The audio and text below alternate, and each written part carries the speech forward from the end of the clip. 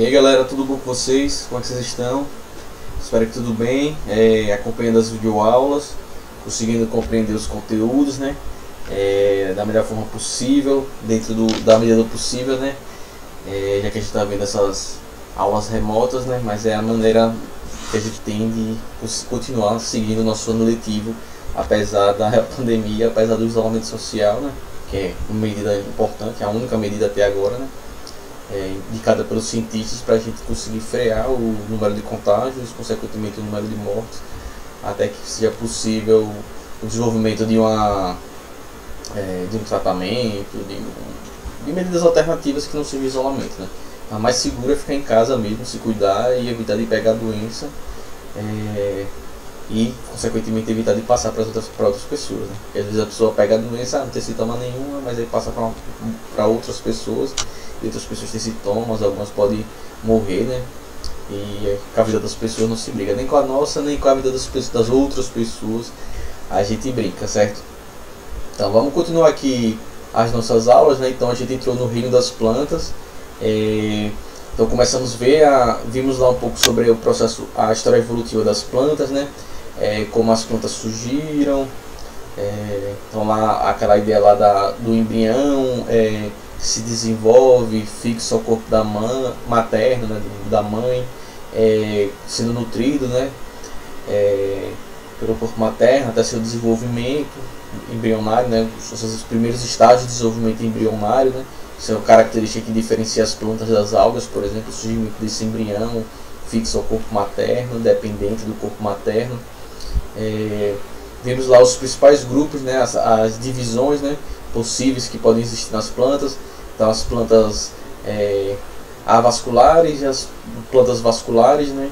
Então o critério de separação nesse processo é a presença dos vasos condutores, né? No caso o xilema e o floema, né? que a gente viu a estrutura deles, como é que eles funcionam, quais são suas estruturas, quais são suas peculiaridades, suas características, né?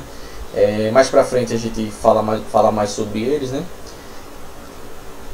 Quando a gente for estudar as partes das plantas e o desenvolvimento das plantas, né? E a gente viu aqui as avasculares e as vasculares, né? As vasculares que a gente costuma chamar de traqueófitas, né? Então tem uma forma de separar as plantas nesses dois grupos, né? As avasculares, que são as briófitas, são aquelas plantas mais primitivas, né? Mais simples, por assim dizer, não que seja bom ou ruim, né? Mas são as plantas mais simples. Inclusive essa característica da ausência dos vasos condutores nas briófitas é um fator limitante do seu crescimento, né? Ou seja, um fator que limita o crescimento dessas plantas, pelo processo de transporte de nutrientes ser praticamente célula a célula, né? Com exceção daqueles músculos que eu mostrei lá, que tinham aqueles tecidos que era o adrômino, né?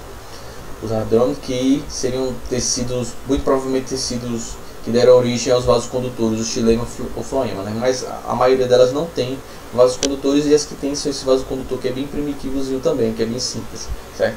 Que não possibilitaria, por exemplo, ela tivesse alcançasse grandes tamanhos, né? As traqueófitas, a gente vai ter lá as pteridófitas, as gimnospermas e as angiospermas, ou seja, são plantas que já apresentam o sistema de transporte de seiva, né? Tanto a seiva bruta quanto a seiva elaborada, no seu interior, né? Então aí elas vão apresentar o xilema e o floema bem desenvolvido, o que possibilita uma melhor eficiência no domínio do ambiente terrestre por essas plantas, certo? Então tá aí são caracteres fundamentais. Além de a gente separar elas por as que tem vasos condutores e as que não tem vasos condutores, também tem uma certa distinção também que se pode fazer entre elas, entre as plantas que têm o aparelho reprodutor escondido, né? E os que estão o aparelho reprodutor bem visível, que a gente separa nas criptógamas e nas fanerógamas. As criptógamas são as que se chama também, pode chamar, das plantas inferiores, né? Que são as briófitas e as pteridófitas. Elas que têm esse aparelho reprodutor escondido, né? Pouco visível, e elas se caracterizam pela dependência da água para o processo de reprodução, ou seja, para que o gameta masculino consiga atingir o gameta feminino, é necessária a presença de água. Já as fanerógamas, que têm um aparelho reprodutor mais exposto, visível, elas se caracterizam pelo processo de polinização, né? Ou seja, elas se caracterizam pela independência da água para o processo reprodutivo. Então elas não dependem da água para se reproduzir, né? Então o surgimento do grão de pólen, né, que é aquela estrutura que se forma a partir a partir da planta, que tem a estrutura reprodutora masculina, né? Que dentro lá do grão de pólen a gente vai ter o gametófito masculino, né? A estrutura que vai produzir o gameta masculino. Então, desde o processo do surgimento do grão de pólen, essas plantas elas se tornam independentes da água para se reproduzir. Então, elas não têm essa limitação da presença de água para que o processo reprodutivo ocorra, né? Então, o transporte do grão de pólen, que vai conter o gameta masculino, né? Como a gente viu na aula passada, como é que forma o grão de pólen, como é que vai formar, que a gente viu nas gimnospermas, que não é muito distinto do que ocorre no processo de formação do grão de pólen nas angiospermas. Só as estruturas que vão dar origem a elas são diferentes, mas o grão de pólen vai ter a mesma função, ou seja, o grão de pólen ele vai viajar de uma planta para outra e a partir daí fazer a reprodução, né? Então esse grão de pólen ele pode ser, como no caso na maioria das gimnospermas, ele, por exemplo, é transportado pelo ar, né? Então o ar, o vento, né, ou seja, independente de água, então isso consegue fazer com que as plantas elas tenham maior capacidade reprodutiva em área, né? Elas conseguem se reproduzir em áreas cada vez maiores e, consequentemente, se elas conseguem se reproduzir em áreas maiores, elas conseguem ocupar mais espaços, elas conseguem dominar novos ambientes e assim elas conseguem se reproduzir e ocupar o ambiente e dominar o ambiente, ou seja, que é uma característica evolutiva que dá um salto evolutivo para essas plantas, primeiro nas gimnospermas e depois em seguida nas angiospermas. Então o grão de pólen, o processo de polinização, ele foi fundamental para isso. No caso das angiospermas, o grão de pólen ainda é mais eficiente porque o grão de pólen, existe diferenças do grão de pólen entre as angiospermas, né, e que possibilita, por exemplo, a polinização através dos animais, né. Então os animais eles conseguem, em muitas angiospermas, existem algumas gimnospermas, né, a polinização através dos animais, mas nas angiospermas é que essa característica adaptativa ela é mais comum, ela é mais presente, certo? E ela tem variações diferentes, né?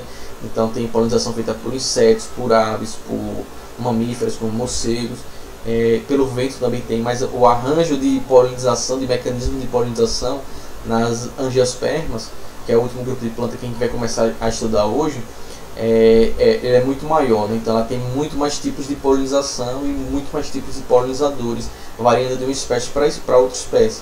Algumas plantas, inclusive, elas têm polinizadores específicos, né? E qual é a importância de ter esses polinizadores, esses animais como polinizadores? Plantas que são polinizadas pelo vento, elas necessitam produzir uma quantidade de grão de pólen muito grande. Por quê? Porque como o vento vai passar e vai arrastar o grão de pólen, para o grão de pólen atingir os estróbilos femininos, no caso das gimnospermas, ou as flores femininas, no caso das angiospermas, que a gente vai ver daqui a pouquinho, ela precisa produzir muito grão de pólen porque o vento ele não é direcionado, né?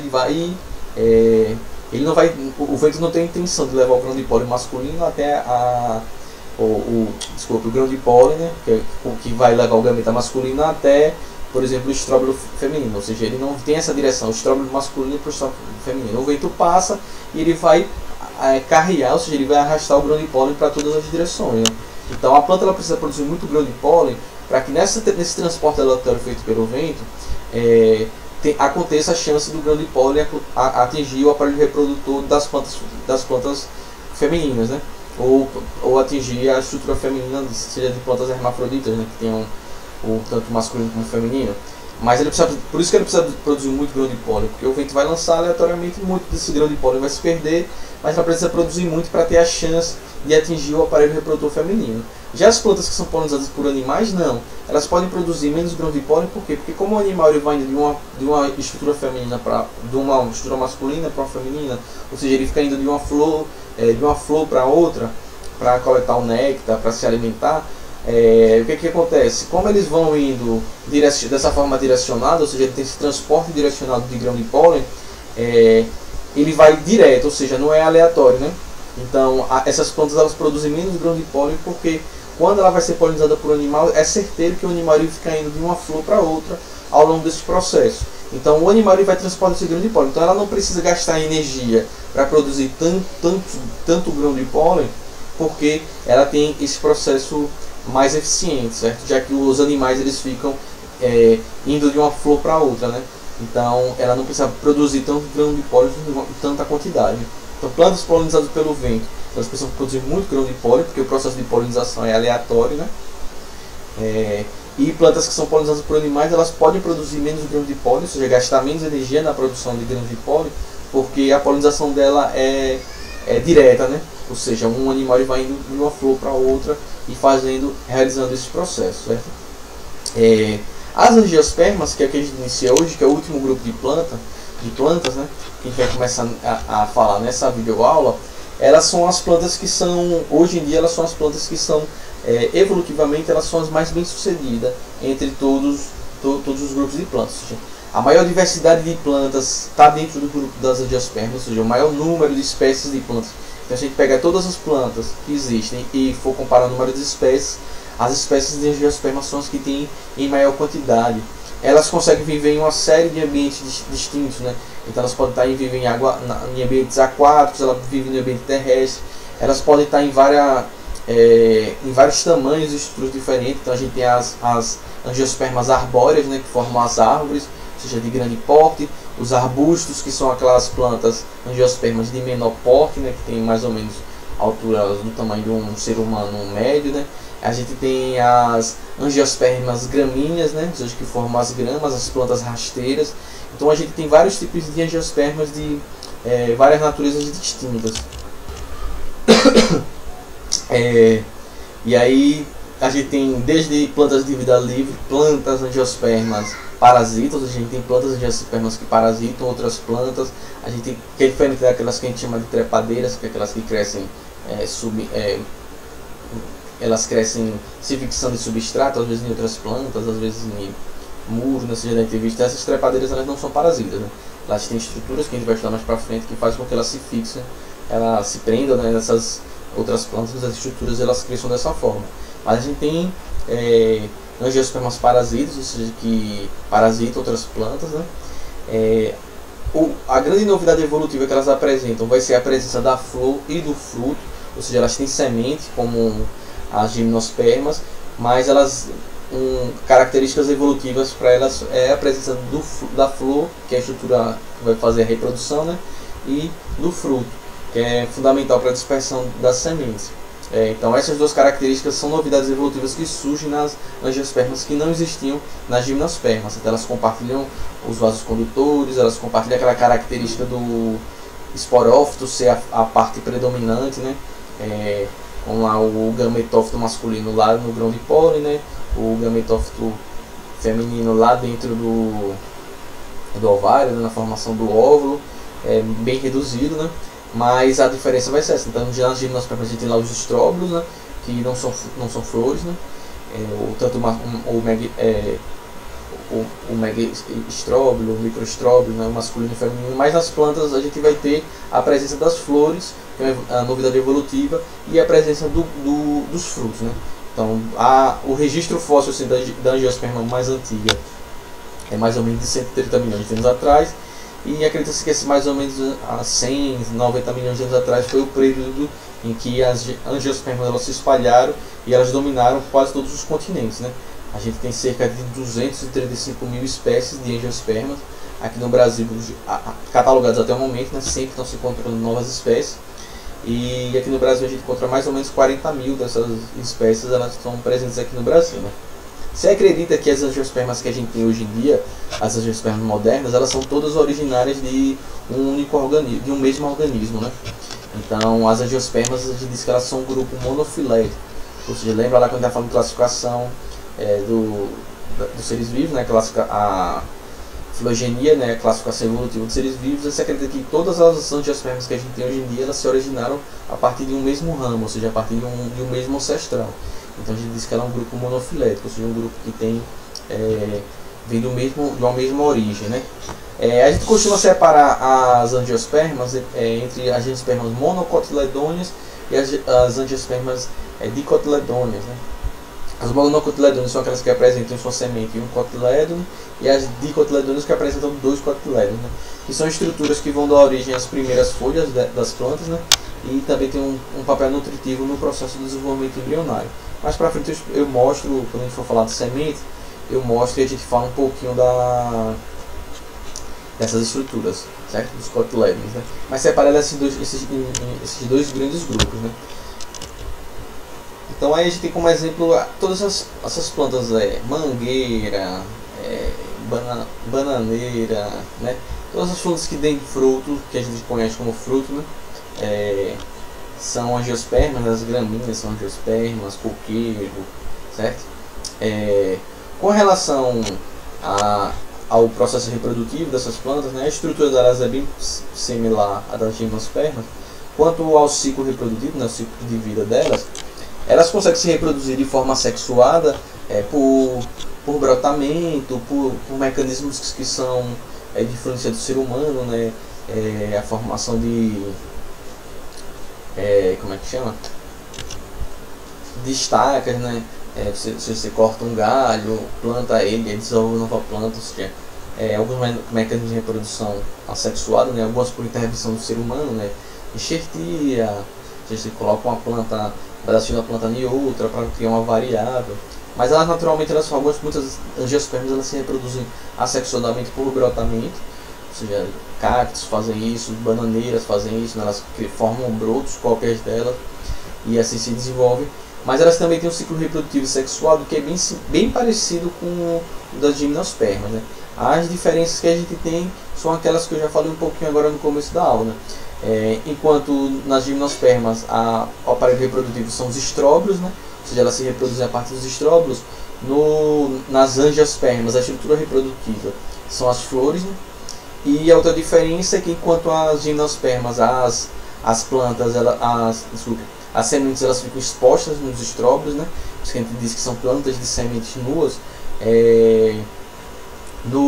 Nas angiospermas, as sementes, elas ficam revestidas por uma estrutura que a gente chama de carpelo, certo? E que vai dar origem, a partir daí esse carpelo ele vai dar origem ao fruto, certo?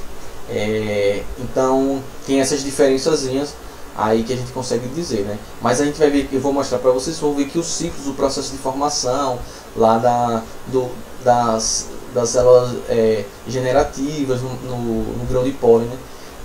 A produção de células generativas, do tubo polínico é bem parecido, né? Com algumas diferenças, mas no final a estrutura é quase a mesma, né? A gente vai ver também na parte feminina, né? Que tem lá a micrópila, o tegumento, no celo, a formação do megasporócito, tudo isso, com algumas diferenças, a formação da ossifera, com algumas diferenças que são características dela, mas no geral a estrutura o ciclo reprodutivo é bem parecido, certo? Então vamos falar um pouquinho aqui da estrutura reprodutiva das plantas, que no caso aqui são as flores, né? Vamos ver um pouquinho as estruturas para que serve cada coisinha. Então, da mesma forma que os estróbilos, aqui tem uma imagenzinha de uma flor, né? Da mesma forma que os estróbilos são aquelas folhas modificadas que produzem essas folhas férteis, né? Que vão produzir os esporângios, que vai ter a produção das estruturas reprodutivas, né? A gente também tem aqui, né, nas angiospermas, né, essa mesma estruturazinha. Então a gente tem... Agora a diferença aqui é que aqui a gente chama de flor, a gente tem várias folhas modificadas, né, que vão ter funções diferentes. A gente tem as partes que vão formar os esporângios e as partes que vão formar a que a gente chama de estruturas das flores que não são férteis, certo? A gente tem as partes férteis, que são as partes que estão os esporófilos, né, e vão formar os esporângios, que vão formar os gametas, consequentemente, e as partes que são consideradas que não são férteis. Então tudo aí a gente chama de pedicélio, né? Tudo que compõe a flor chama de pedicélio.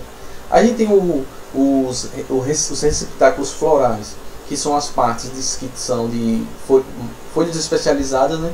Mas que não estão ligadas necessariamente à produção dos gametas, né?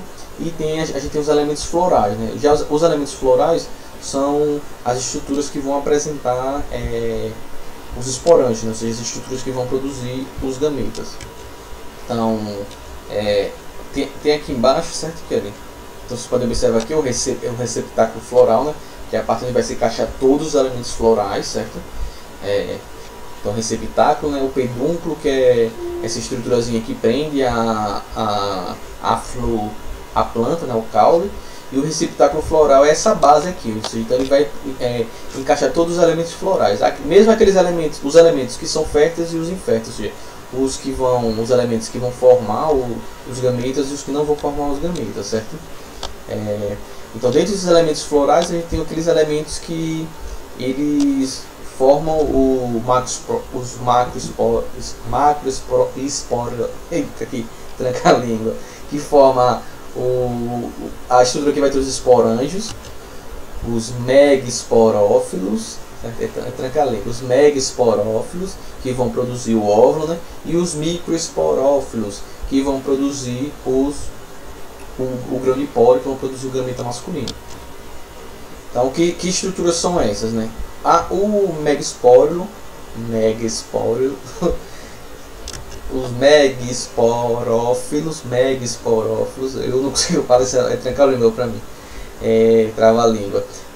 Os megaesporófilos, que a gente tem aqui, é o que a gente também chama ele de carpelo, certo? É o megaesporófilo. Os megaesporófilos são os que vão produzir o óvulo, ou seja, então seria a parte feminina da planta, né? Que vai produzir o gameta feminino. Então a gente tem aqui que pode chamar ele de carpelo, certo? Carpelo, mas também pode chamar ele de pistilo, certo? Carpelo ou pistilo. Então a gente está vendo aqui, vocês estão vendo aqui em cima, era o carpelo, certo? Então o carpelo ele tem algumas estruturas. A parte lá de cima é o estigma, que é o local onde vai se depositar o grão de pólen, certo? A gente tem o estilete, que é essa estrutura aí que liga o estigma à base do carpelo, né, ou do pistilo, que vai ter lá a presença do ovário, onde vão estar lá nos ovários, onde vai ter lá a presença dos óvulos, do óvulo dos óvulos. Dependendo da planta, ela pode produzir mais de um óvulo, né? Então, esse elemento floral aqui, que vai ter o esporângio, né? Que a gente chama do carpelo, pistilo, que é o megaesporófilo, que vai produzir o gameta feminino, o óvulo, certo? Então ele é formado, todo ele é chamado de carpelo ou pistilo. Então a gente tem a ponta, né, o estigma, onde vai ter a deposição do grão de pólen, o estilete, que é esse canal que liga o estigma ao ovário. O ovário é o local onde vai ter a produção dos óvulos, certo? E a gente tem também os estames. Os estames são o microesporófilo, certo? Ele é que vai ter a produção do grão de pólen. Então a gente tem a antera. Na antera é o local onde vai ter a produção do grão de pólen, certo? E o filete é a estrutura que prende o estame ao receptáculo floral, ou seja, a base aqui da flor, certo?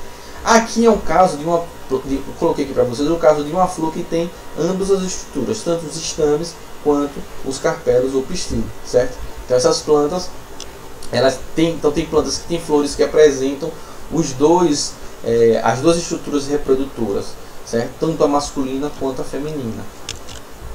Então, nem todas as flores são assim. Tem flores que têm só a parte masculina e flores que só tem a parte feminina, certo? E tem as flores que tem as duas, né? Que a gente chama, no caso aí, que seriam denominadas de hermafroditas, né? Mas no caso das plantas, a gente chama elas de monóclinas, ou seja, esse caso aqui é uma planta de flor monóclina, ou seja, na mesma flor a gente tem tanto o pistilo quanto os estames. Pistilo ou carpela é a mesma coisa, certo? Então a gente tem tanto a parte que vai produzir o óvulo quanto a parte que vai produzir o grão de pólen na mesma flor, então elas são monóclinas. E a gente tem as plantas também que são díclinas, né? Ou seja, que elas têm flores que têm a parte masculina, só a parte masculina, e flores que só tem a parte feminina, certo? Então as monóclinas têm os dois, que é esse caso aqui que eu trouxe, e as díclinas elas têm separado. Então toda planta monóclina, né, ela é uma planta que a gente chama de monóica, né? Ou seja, é hermafrodita. Ela tem tanto o aparelho masculino quanto o aparelho feminino no mesmo organismo, né? Então toda planta que tem flores monóclinas, ou seja, que tem flores que tem a parte masculina, os estames que vão produzir o grão de pólen, os carpelos que vão produzir os ovários, né? Que vão produzir os óvulos. Então toda planta monóclina, ela é monóica. Monóica é quando o indivíduo ele tem os dois sexos biológicos no mesmo indivíduo. Já as plantas que são díclinas, elas podem ser monóicas ou elas podem ser dioicas. Dioicas é quando os sexos são separados, né? Então a gente tem uma planta que só tem o aparelho reprodutor masculino e outra planta que só tem o aparelho reprodutor feminino. Essa terminologia monóica e dioica serve para qualquer ser vivo. Certo? Seres vivos que são hermafroditos, por exemplo, a minhoca é monóica, porque a minhoca ela tem tanto o aparelho reprodutor masculino quanto feminino. Nós somos dioicos, né? Porque a gente tem pessoas que têm um aparelho reprodutor masculino e pessoas que têm um aparelho reprodutor feminino, certo? Então toda planta monóclina, ou seja, que tem as plantas desse jeito aqui, que tem o estame e o carpelo, ou o pistilo, elas são obviamente monóicas. Né? Mas as plantas díclinas, ou seja, que produzem ou flores com estames ou flores com carpelos, elas podem ser monóicas ou dioicas, certo? Elas são monóicas quando a mesma planta ela produz flores com carpelo, mas também produzem outras flores com estames, ou seja, elas têm os dois tipos de flores, certo? Duas flores díclinas, umas com só estames e outras com só carpelo. Então ela é monóica porque ela produz os dois tipos de flores. Ela é díclina porque produz flores que têm de carpelo ou estame, e ela é monóica porque ela produz esses dois tipos de flores, certo? E ela pode ser dioica também, ela pode ser díclina e dioica, ou seja, a gente só tem plantas que só produzem flores com estames e plantas que só produzem flores com pistilo ou carpelo, certo? Então tem cuidado para não confundir essas duas terminologias. Monóclinas e díclinas, ela está classificando o tipo de flor. Se são monóclinas, flores que têm tanto estame quanto carpelo, e díclinas, que são flores que têm um ou outro, certo? E monóico ou dioico se refere ao sexo, né? Então todas as plantas monóclinas são monóicas, porque tem os dois sexos, e plantas díclinas, de flores díclinas, podem ser ou monóicas ou dioicas. Dioicas quando cada flor só produz um tipo de flor, cada planta só produz um tipo de flor, e monóica quando uma mesma planta produz os dois tipos de flores. Plantas com estames, com flores com estames e flores com pistilo ou carpelo, certo? Beleza? Deu para entender essa partezinha? Então tá aí essas estruturas aí. A gente vai detalhar isso mais pra frente, certo? Quais são as outras estruturas que a gente pode ter aqui nas flores? A gente tem as pétalas, que são essas estruturas aqui maiores. Geralmente as pétalas, plantas que são polinizadas por animais vão apresentar pétalas com variadas cores, certo? Dependendo de qual tipo de animal que é atraído por ela. Então essas cores elas ajudam na polinização nas pétalas, né? O conjunto de pétalas a gente chama de corola, tá vendo ali embaixo das pétalas, corola. Então corola é o conjunto de pétalas, certo? Então quando falar que se refere a corola, está se referindo a todas as pétalas da planta. Logo abaixo a gente tem as sépalas. A sépala é uma estrutura que quando a flor ainda não desabrochou, quando ela é um botão, né? Ela ainda está se formando, as sépalas elas são importantes para proteger essas estruturas que ainda estão em processo de formação, certo? Quando a flor ainda está em um botão. A sépala está aqui mais próxima do receptáculo floral, e a gente costuma chamar as sépalas de cálice, certo? Então cálice é o conjunto de sépalas e corola é o conjunto de pétalas.